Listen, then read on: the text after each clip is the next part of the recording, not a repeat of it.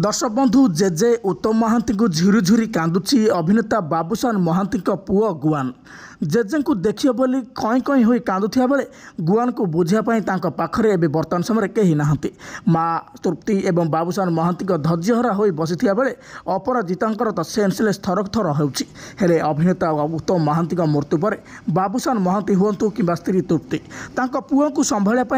पाखे धैर्य ना कहीं जेजे को एत मन पकई कांदुची पुओ गुआन कहले न सरे अभिनेता बाबूशान महांती पुओ गुआन जेजे सहित बहुत मिलामिशा करती